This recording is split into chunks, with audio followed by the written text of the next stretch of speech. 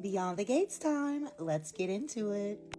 Today's opening was so wild because we saw Danny interacting with Haley at the country club, and Haley was handing her the results of Naomi and Chelsea's gene testing, and Haley was telling Danny how she's getting ready for her next role, which is basically a funeral. I was like, is this real? No, it wasn't. Danny was having a daydream, and it was really Pamela. Hey, Pam, where have you been? But it was really Pamela giving her a gift for Anita. And then they just started talking about everything, about the cancer, the BRCA gene discovery for Danny, and Pamela just vows to be there for her. She will support her however she wants. Like, if you want to continue working, if you don't, and just, I will be there for you, and let's wait for the kids' results. We also see Bill and Haley at the office, and she's still pushing this tea on him. And he says, I'm not going to continue to drink your poison. And Haley was shook, but he literally just meant that disgusting tea that she keeps giving him. So after that, Bill apologized to Haley for what he did the prior day when he was just like, girl, get out of my face. I got to go see my real family. And he encourages her to reach out to the extended family to try to make amends, which she does end up sending Naomi a text. But we know Naomi is not going to care. And I don't understand why Haley even cares. Like, she want to get rid of this man anyways. Who cares? Like, stop crying over these kids and, the family don't like. Who cares? We also saw Nicole get off of the Long Island Express, and she is not doing well. She has a huge hangover, and Vanessa is there to nurse her back to health. Carlton was there, but he had to go to work. I don't know what Nicole was thinking, doing this on clearly a weekday, but whatever. But Vanessa is there to nurse Nicole back to health. Carlton gave her a nice little note, just, take these, because there's a nice little tray of like medications and seltzer water and ginger ale and things just to help her with the hangover. So Vanessa and Nicole discuss everything. Nicole feels very guilty that Danny has the gene and she doesn't, but Vanessa, like other people, are telling her, be grateful for what you have, and the cancer or the gene doesn't mean it's a death sentence. So basically, get over this guilt and buck up. And focus on the fact that you have a positive man like Carlton in your life.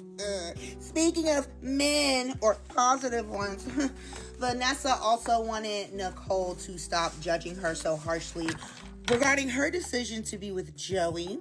And to our surprise, Nicole agrees.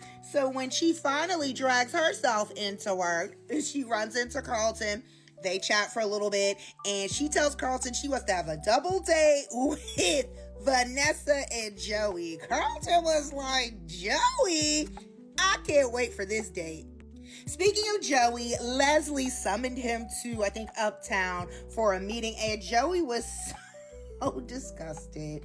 He's like, basically, our dealings are going to be very short.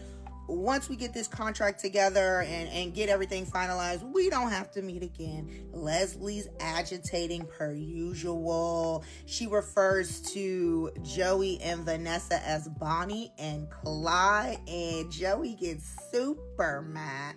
He was like, I've had people killed for that. Then he said, I'm joking. I've had people killed for other things. And then he huffs off. So Leslie's just sitting there, but then Marcel is at Uptown for another meeting, so he claims. And then they start doing what they do. I'm like,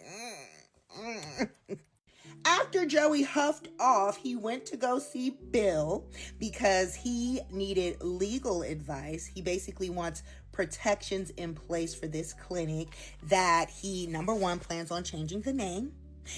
He don't care what Leslie is saying. He wants the name to be Doug's. He wants it to be in memorial to Doug. Bill was like, Okay, you want this clinic to be in the name of the dead husband of the woman you're now sleeping with, but okay. And hopefully this does not come back to bite any of us.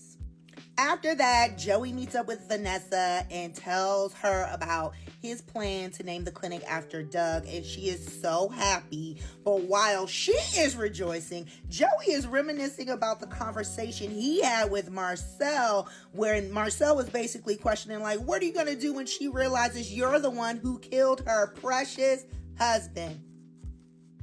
Questions that need answers. So after Danny and Pamela catch up, Danny goes over to Bill's office unannounced and just barges in like she usually does. And she just wanted to thank him so much for being there for the kids and for her. She tells him she's never been this scared, and he comforts her.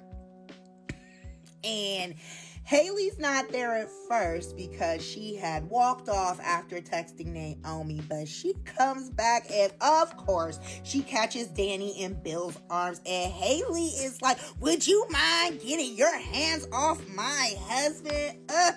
Whatever. He was Danny's husband first. I don't care what she says. Leslie and Marcel have continued playing their little flirt game at Uptown. They end up at Leslie's hotel room where they have more uncomfortable flirting. Because Marcel is packing heat and oh my God. And she sees his gun and she starts playing with that. She pulls it out of the holster. They continue this dirty talk. Then she aims it and then they, continue to do what they do. So that was basically it for today's episode. Even though I am a little grossed out with Marcel and Leslie, I actually like the dynamic and I want to see where it really goes. Like, I want to see if Marcel's going to be down for Leslie for real or if he's just playing a game. I'm looking forward to the double date with Nicole, Carlton, Joey, and Vanessa. And I think Andre's going to have to beat up Bill. And I'm ready for this poisoning storyline to be over. Either kill him or don't. But that was it. See you guys tomorrow.